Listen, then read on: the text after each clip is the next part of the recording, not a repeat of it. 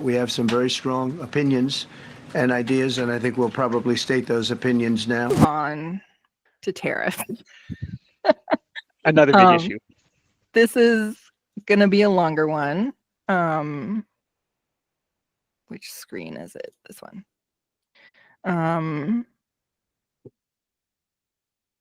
And I might cut it off, but we'll see how it goes. Because it's important, and it's sort of the like focus of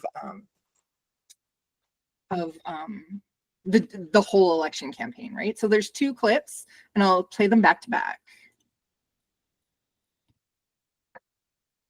Canadians know how to weather a storm. Canadians know how to get through a difficult time. If at the end of the day, we end up with the balance of power, Quebec is safer than it could be in any other scenario. Now is not a time for weakness. Now is the time to take back control. Canadians are always ready when someone else drops the gloves.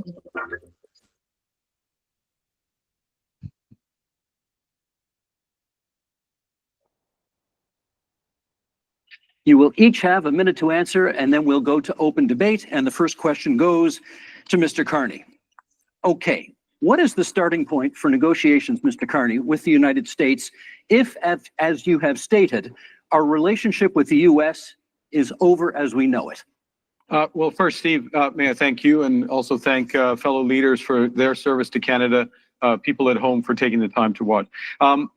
I just want to underscore the premise to your question, because I think the relationship that we've had with the United States, relationship over the course of almost the last 4 decades, which has been one of steady and increasing integration, has fundamentally changed because the president is looking to fundamentally restructure the trading system. So the starting point has to be one of strength. It has to show that we have control of our own economic destiny, has to have a clear plan here at home to build this economy, to diversify our trading partners with like-minded countries, and also has to have a position of strength in terms of our reaction to the U.S. unjustified tariffs. And that's why we have put in place counter tariffs that have maximum impact in the United States and minimum impact here at home. Mr. Poilievre, would you do anything differently? Well, first of all, thank you, Steve, and thank you to our fellow contestants here today. It's an honor to be here. What would I do different? Well, I'll start by what I would do the same. I think we do need to counter the American tariffs with our own to deter this economic aggression. We must make clear that we will always be sovereign and independent. What would I be doing differently? Well, we need to be in a position of strength. The Liberal government has weakened our economy with anti-energy laws, red tape, and high taxes that have driven $500 billion out of our country into the United States and made us incapable of shipping our resources overseas. That weakness threatens our ability to stand up for ourselves. So what would I do? I would cut taxes, red tape, and approve our resource projects so that we can get our goods to market and bring home the jobs, so we stand up to President Trump from a position of strength. Mr. Singh, you get the next question. Can we trust the United States to work with us on matters such as Arctic sovereignty and defense policy? I think we've seen, first of all, good evening, everyone, and thank you for tuning in, and thanks for the question, Steve. We've seen what, for a lot of people, feels like a betrayal when we look at the United States. I grew up in a border town, I grew up in Windsor, and we saw how connected we were as a city and as a community. People lived on one side of the border, worked on the other, people traveled back and forth all the time. We're in the automotive capital of Canada, and we knew how important it was to be able to build cars in Canada, but we saw that those cars went back and forth across the border.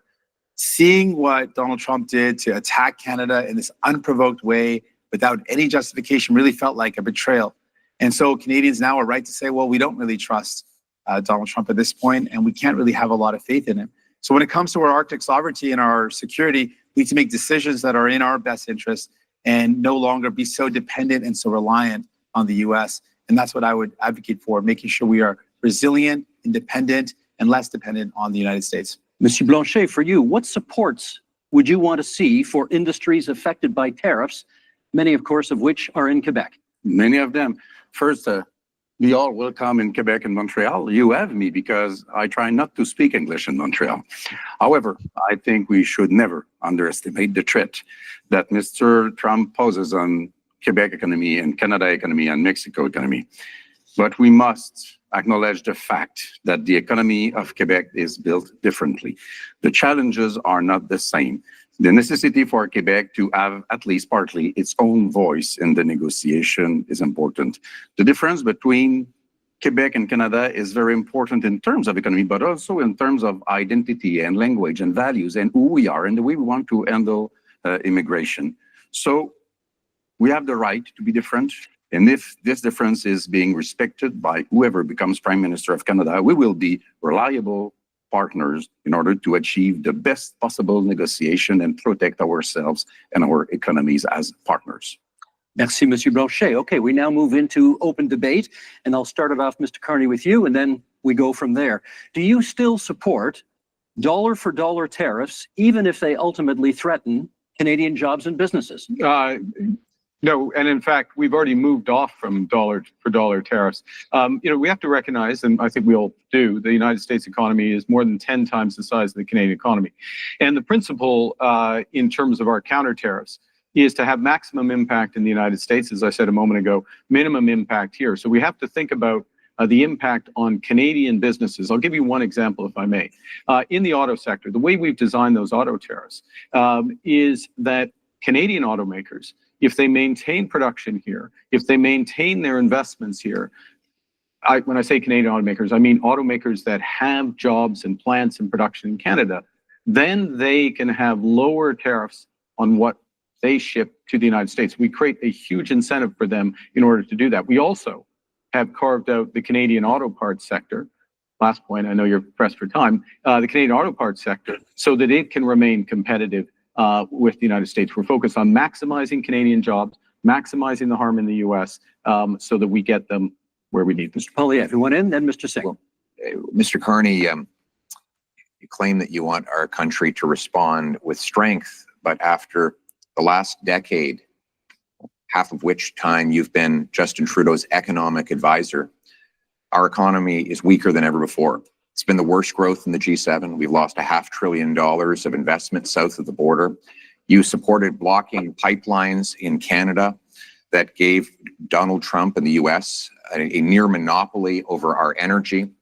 And now you want to keep in place Bill C-69, the liberal no new development law that blocks us from shipping our resources overseas. How could you possibly think it's a good idea to give the Americans a continued monopoly on our energy projects when you have seen how much these liberal policies have weakened our country over the last decade? Let Mr. Carney respond, and then Mr. Singh. Sure. If I may, yes. So let's go to my record. My record is a month long as Prime Minister.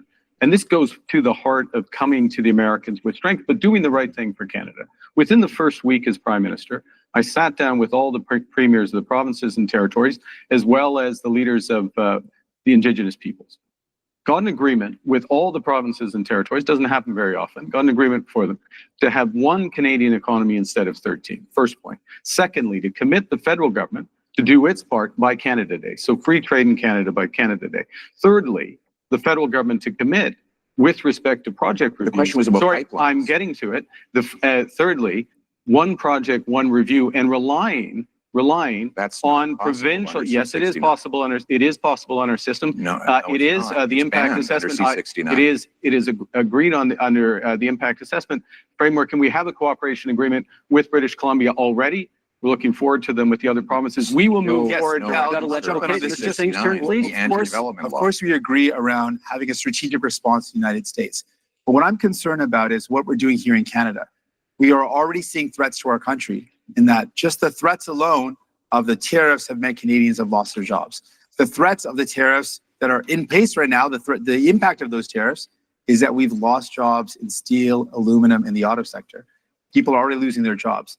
And while Mr. Carney, you had time, as you mentioned, not very long time, but as Prime Minister, you showed us your priorities.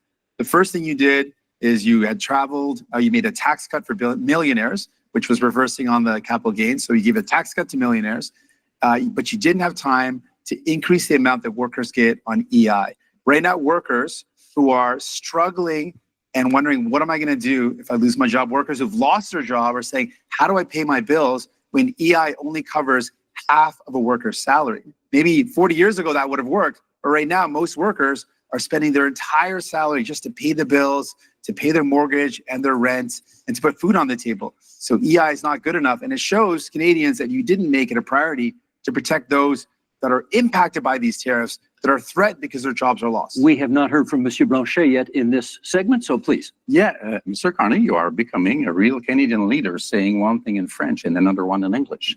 You said in British Columbia in February that you would force oil and gas through pipelines through Quebec, either we wanted it or not. You would use emergency powers in order to do so. And 2 days later in Montreal, you said that you would never do that without the approval of Quebec. What's the point of using emergency powers if you do have the agreement of Quebec? However, I do agree with you. It's important to be very strong in front of Mr. Trump. However, I would keep the dollar for dollar policy. Don't be weak in front of Mr. Trump. And those counter tariffs have to be targeted.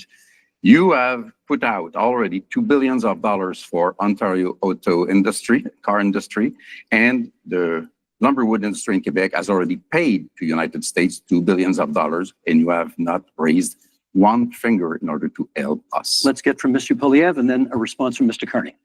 Well, Mr. Carney refused to answer the question about pipelines. Just the other day, he said that he doesn't necessarily think we need to build pipelines. Let me tell you what that means. Right now, the Americans get 97% of our oil, 100% of our natural gas exports at big discounts. We have to send Canadian oil from Western Canada through the States just to get it back to Quebec because we don't have a pipeline. And now there's this law, liberal law C-69, which effectively bans pipelines. The 14 biggest energy and resource companies say it has to go if we're ever going to build another project. And I asked Mr. Carney why he would keep in place this anti-pipeline law that effectively empowers Donald Trump to have a total monopoly on our single biggest export. Why would you not repeal this liberal law? Isn't it because you are exactly the same in the same line as Justin Trudeau and the rest of the liberal team that is now making up your cabinet? Let's get a response. Well, let me pick up a couple of points that have been made. The first thing I did as Prime Minister was to cut the carbon tax. That's the first thing. Second thing is made a commitment that all proceeds from our tariffs will go to workers and those companies most affected. There were several points raised. Nothing so far. If I may, Mr. Steve, if I may address, I'm trying to do it quickly because several points raised. All proceeds go to workers and the firms most effective, and those proceeds are considerable. Third thing, I'm interested in solutions. I'm interested in getting energy infrastructure built. That means pipelines, that means carbon capture storage, that means electricity grids. And here's how you do it. And we've already moved in the first month. Cooperation agreements with the provinces. Guess what? We are a federation. You need to cooperate with Quebec. You need to cooperate with the provinces. You need to get First Nations and Indigenous people buy-in. You can do that through the one project, one review window that we put in place at that first ministers meeting, as well as, if necessary, using emergency powers to fulfill the federal responsibility, but not the unique. Mr. Poilievre, you want to come back on that? What you're saying, Mr. Carney, with respect, is a total contradiction. The No New Development Law, C-69, guarantees there will not be one-stop shop because it requires the government of Canada to actually duplicate the same project. Have no regulation. Have one-stop shop. Mr. Singh, over any energy development. we just got to let him finish his sentence. Let's just let him finish his sentence. That is not true. In fact, Mr. Singh, the reality is we should have strong rules enforced once. We shouldn't have multiple levels of referral that takes now 17 years to get a major project approved in this country. That is why in the last 10 years, we've had the worst economic growth in the entire G7. We cannot afford a fourth liberal term. We need a change, and the Conservative plan for a change will include repealing the anti-pipeline law so we can get our energy to markets other than the United States. Mr. Singh, then Mr. Carney. While these two compete about who's more pro-pipeline, I think what we need to do is, it's clear. The Liberals bought a pipeline. They built a pipeline. I don't know what Pierre is complaining about. That's what they did. I think what we need to do, if we're talking about energy in our country, we need to build an east-west grid. Let's use our power as a nation to build a national project that creates good jobs, that strengthens us for the future, where we connect the low-cost energy from jurisdictions and provinces across this beautiful land and have low-cost energy for businesses, for people, so we can build a stronger economy. That's the energy of the future that we need. Mr. Carney. 3 quick points. First, the pipeline built, yes, TMX built. That's why oil exports up 50% over the course of the last few years. Secondly, I don't think it's a Mr. Singh is absolutely right about the East-West grid interconnections, which is part of the energy corridor. Huge opportunities for this country. We have to be able to do more than one thing. Third point, fundamental point. We can give ourselves far more than Donald Trump can ever take away. If we have one Canadian economy, not 13, and if we just look at that agreement we got with the provinces, look at what Ontario and Nova Scotia have just announced in terms of their steps towards this, this is within our grasp. Monsieur Blanchet, what should we be prepared to concede in our negotiations with the United States? I want to be back to something that Mr. Carney said. You can't do something and the opposite, and you can't fill people's mind with nonsense. Quebec has, by law, its own environmental review institution, and you cannot, through a federal decision, even through a Quebec government decision, go over the BAP, as we call it. If the BAP says no, Just said, it's no. I know. Good. I know, Let's but this keep is that in mind. This is the point. This is, if I may, this is the point. The federal government can do the following, which is to take the decision to abide by the decision of the Quebec BAP. That is within the federal government's power. That is known as cooperative federalism. That's what we need to And do. do you in a- understand this one is other what- point This is fast? what we need. This is what we need to do in a crisis. Rev Moïse and then Mr. Poilievre. Yeah. The building of those pipelines will take at least 10 to 14 years. Mr. Trump will be 90 years old, not president no more. might- And somebody, try. of course, less terrible will be there before you can even dream of having oil through this pipeline of yours. We're less than a minute to go. Mr. Poilievre, I promised you next. Listen, after the last 10 years of Liberals blocking pipelines and killing jobs, Sounds wild when you we say that. actually need to get things Well, that makes done. sense. We need a change, and our conservative plan for change will repeal the No New Pipelines law. It will create a true one-stop shop, set up shovel-ready zones with pre-permitting so that we can approve LNG liquefaction export plants, mines, pipelines, nuclear plants, and also said no. hydroelectric dams so that we can generate the power we need to be strong, self-reliant, and stand on our own 2 Can I- feet for a change. Last quick word to Mr. Carney. Okay, quick word, bringing it back to what we were talking about, which is tariffs, the threats to Canada, how to negotiate. We need these options. We need these options to build domestically, to build one Canadian economy. We need to act. We need to diversify our trade partners. And that is will our give us time in this strength to the segment. US. That is our time. Okay, you know my job.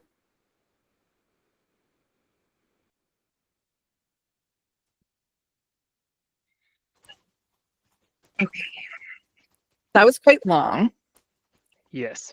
but I thought it was important that we needed the whole context. Now, before we move into our discussion, there's several things that need to be brought up. So the first point is that Bill C-69 was adopted in 2019. This will be important in a minute.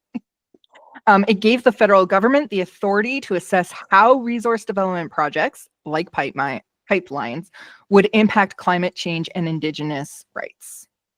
So and this is where this is important. Pretty much all of the examples that Poilievre blamed on C-69 were canceled long before the law was ever a thing. So if we look at the Dunkirk oil sands project, that was canceled in 2016, 3 years before C-69 was passed. Northern Gateway was another one he talked about. That was rejected by the federal cabinet in 2016, again, pre-C-69. The LNG project was rejected by Quebec in 2021. Energy East pipeline canceled by the company, not because of Bill C-69. So I thought that was really important to make. And then there's just a couple other things. One, blah, blah, blah. Oh, yes. So Carney was accused of saying one thing about pipelines outside Quebec and the opposite inside of Quebec. And so I wanted to dig into this a little further just to figure out, for the purposes of our discussion. Again, it goes back to the numbers thing, right? So in February, Carney said he would use all federal powers, including emergency powers, to accelerate major projects such as pipelines, trade corridors, and clean energy. Later that same month, he said to CBC that the projects would be done in consultation with all provinces and First Nations. And this is important. Then to Radio Canada, he said he would never force a pipeline through Quebec without its approval. And then in April, he said we must choose a few projects, not necessarily pipelines, maybe pipelines, we'll see. So there is some validity to like the back and forth of Carney. And then I also wanted to say, because Poilievre brought up the recession thing. Sorry, I'm just reading from my notes because I wanted to make sure it was clear. Okay, so the claim was that Carney said that in the debates that when he was governor Bank of Canada in the 2008 crisis, Canada avoided a recession. So let's look at Stats Canada real quickly. So Canada's GDP dropped for 3 consecutive quarters during the 2008-2009 year. 2 quarters of GDP decline equals a recession by definition. In December 2008, Carney told the Canadian press, we were in a recession. February 2009, Carney told the House of Commons Finance Committee the same thing. Quote, we are now in a recession with GDP projected to fall by 1.2% this year. So yes, Canada handled the 2008 crash better than the US, but by no means did we skip the recession altogether. So I did want to make sure that we were all clear. And again, this just goes to the fact that like you need to dig deeper than what people are saying. But I thought that since this is like the main political point, this is the main campaign issue, it was worth a listen. So German, go. Yeah, there's quite a bit to unpack in this situation. Oh my. I'll talk about the pipeline situation first, and I'll work my way down to others. The fact that Pierre Poilievre is blaming C-69, as we know and we know it didn't exist at that time, doesn't even make sense. So that's my first point. It seems like he's finding somewhere to blame and somewhere to throw accusations on to. And if you don't read beyond the dates, you would never even think a second of it. So I think that's the first point that needs to be made. You can see he's trying to find a place to throw mud, and he's definitely, and for some people it will be something that they will, yeah, we will stick, and people will vote stick in based on Alberta that. for sure. It will stick, definitely. And if it's Alberta, like you said, for sure it would definitely stick. That's the first point. The second point on this thing is that honestly, like a lot of these things, when you talk about these different pipeline projects being canceled because of the company and whatever, that wasn't the government's fault necessarily. So you can't really blame the government at the time. Well, and they specifically said that it was economic reasons, not regulation. Yeah, and so like statement. you can't blame the fact that it was the government. So it's like when you think about it, you're blaming something on something happened when it didn't even happen yet. So it doesn't make sense for something when you talk about a 2019 law for projects that was axed in 2016. So it's like a bit of a annoying situation, and it doesn't make sense. In terms of like these pipeline projects, they would be judged based on other stuff, like other regulations that were happened pre-existing. So that's a big issue. The second point I want to make about like Carney making things on messaging about pipelines, that is a little bit kind of hard to kind of accept, there's some wishy-washiness there. There's some stuff that doesn't make sense. There's some stuff that he's just not committing now all of a sudden, And I get that he wants to kind of get the Quebec vote, but he's kind of not being clear on his stuff anymore. Yeah, and I was just going to say, he's, in this instance on this topic, he's running into the same problem that Pierre Poilievre is with Trump. And that is that Carney is trying to play to the center, but he needs Quebecers. Mm-hmm. And he kind of also needs some more centrist, center-right, you would even argue. There's some votes he's looking to snag in both Alberta and BC and Saskatchewan, right? Mm-hmm. So I think he has a similar problem around the message on this issue that Pierre Poilievre has had this whole campaign with Trump. The difference, of course, being luckily for Mark Carney and not so lucky for Pierre Poilievre, the main issue is Trump and not pipelines. Yeah, and I think people have to also realize that, that's the problem when you're in a place like Canada. You have to be very careful on how you say things for different places across the country, because if you force a pipeline through Quebec is not going to vote for you. You're done. And you're done the Political election. suicide.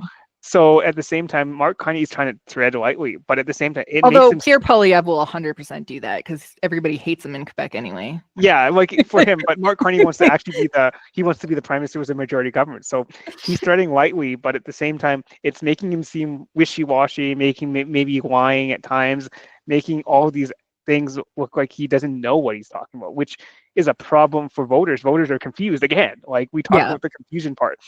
And they did a good job attacking him there. And they definitely did. So that's on that point. In terms of the recession that didn't apparently did not happen, that's another problem too. It's like skewing the truth to make you look better than the situation that we were in. And there were quotes. There are quotes from you talking to the media, buddy. It's like Harper saying that he never liked Carney, but unfortunately for your Harper, there's like a press release of his on the Government of Canada website from November 4th, 2011, being like, I'm pleased that this is happening. This is awesome. And then there's also a record of him offering Mark Carney his finance position, right? So yeah, but there's also records of this stuff, people. That's the difference, right? I feel like these politicians, when they want to get elected, they want to be in power. They say things that sometimes are factually or a bit skewed and fuzzy. It's just crazy to me, though. Like, do you remember? We have video recording people. Like, yeah, and I think that's the thing. You have to dive into these something. I think the moral of this podcast, if you want to put it this way, is to dive into things. Yeah. Because like what people say and what people do are totally different things, but at the same time, you have to realize that politicians are going to not say things, and they're going to say things based on certain country parts and regions and provinces. But you really have to dive into it. Yes, no politician, no person will ever say things how you think it will be, but they will also skew it towards how they believe. We've seen that with all of the politicians.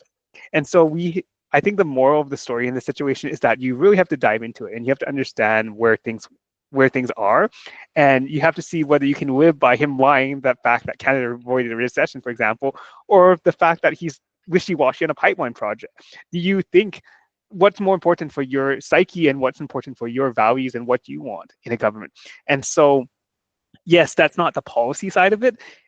The policy side is that it's not great in terms of like hearing these kind of contradictory statements, but at the same time, the practical applicational based thing is you need to understand what they stand for, and you have to dive more than what's being said, because there's no way that these situations would, if you vote them based on what they're saying, you actually have to see what they're actually going to follow through with. And that's the problem right now people are having, is because it's like you want to try a car, but you're not testing the car. Right? And you're saying this is what the car is from someone else.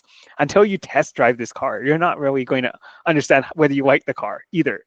So it's like you have to really see whether this is the person and the party you want to support. But does it look good? Not for either leaders.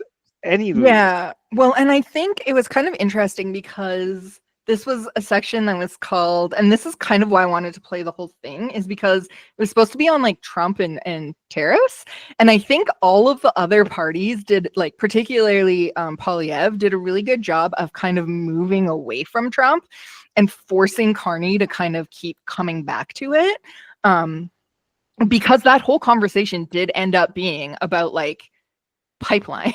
Like, how did we go from tariffs to pipelines, right? And I think that there is that interconnection there of doing more in Canada. They didn't directly talk about interprovincial trade barriers, which was a little disappointing to me, because one of the big things that Mark Carney has talked about throughout this campaign is breaking down interprovincial trade barriers. And none of them really addressed that. Yes, Mark Carney said that he had a couple of cooperation agreements in place with BC, but like they didn't really talk about that issue. And I think if your government is going to be relying bigly, as Trump would say, on breaking down those interprovincial trade barriers, you need to give a little bit of a plan of what that'll look like. Because, well, I don't really like Poilievre. He's not, him and was it the Bloc that was talking about how long it takes to get pipelines? Like, they're not wrong. It takes like 14, 15 years. Sometimes it's just like the regulation process. Sometimes you just talk about things for 20 years. Yeah, we so how are you talked about going this, to right? do that? How are you going to, because there's two big hurdles here. BC for pipelines, and then Quebec basically on everything, because there's, especially economically, like a lot of provinces don't have products sold in Quebec because they don't meet the language laws of packaging and stuff. So like, those are like the details I'm interested in. Like, you say that you want your response to Trump to be reciprocal tariffs, diversifying trade, which that's kind of a no-brainer. He has major connections economically with all different leaders in Europe because of his time over there. So I'm not really worried about that. Where he lacks is, how the hell do you plan on breaking into these interprovincial trade barriers?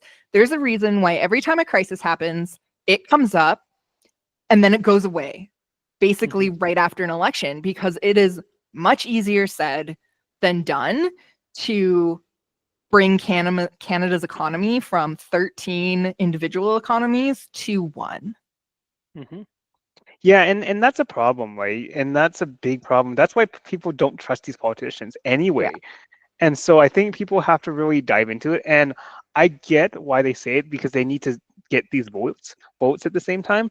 But it makes politicians like being lying and being not honest and skewing the truth to an what is it, political optimist or whatever that word is called, right?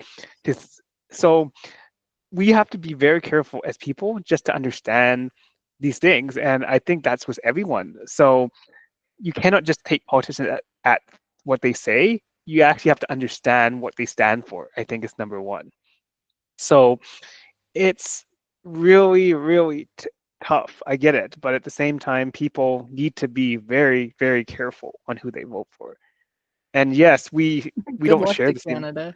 Yeah, and like, and I think if they say they're going to do something, most of the time they're right, but at the same time they may not, right? So that's a problem as well. Right.